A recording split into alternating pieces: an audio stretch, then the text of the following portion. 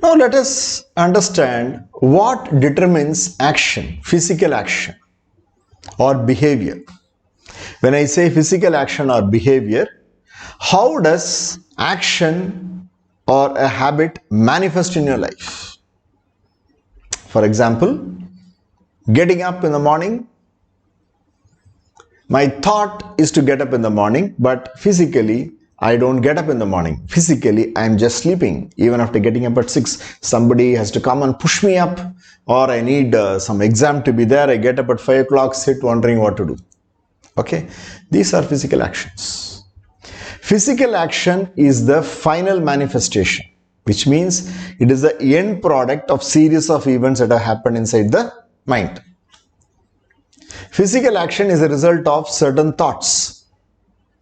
Thoughts you have developed about getting up, thoughts you have developed about studying, thoughts you have developed about subjects, about your future, about your teachers, about your parents. You can make a note. You can make a note right away. You can pause it whenever and wherever and write down what thoughts come to you when you think about studying, when you think about a subject which you like, when you think about a subject you do not like. You can map the thoughts. And then you should understand thought is just behind the action. And behind the thought, there is an emotion. If the thought is positive, you have a happy emotion, excitement. If the thought is negative, you may have anger, you may have fear, you may have jealousy, you may have hatred, whatever, resentment, whatever. So, physical action is preceded by a thought, and thought is preceded by an emotion. And emotions have their own intrinsic value. It can be positive or negative.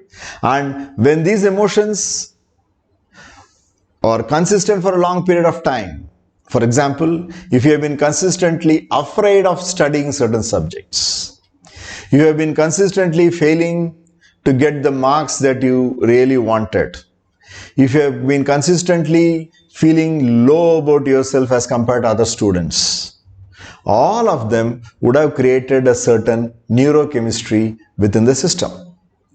When a certain neurochemistry has been created within the system, it basically means that the moment I think about it, or the moment I see about the person, the moment the word is uttered by somebody, automatically this opens up inside me as an emotion.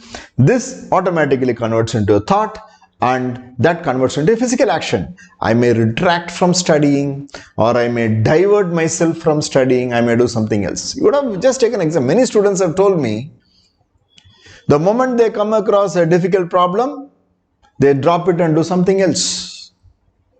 They sit to stay, I need to study well for this exam. Exam is coming up within a week. 2-3 tough challenges, finished. They get demotivated and then they do something else. Because pressure gets built up. I need to study, but I don't know how to study. I have not studied so far. Pressure gets built up. Negative neurochemistry comes in and I'm not ready to handle it. So immediately I seek to convert that negative neurochemistry into something positive. So I engage in an activity which gives me a lot of pleasantness. It can be chatting, it can be going around and playing, or even just watching a movie.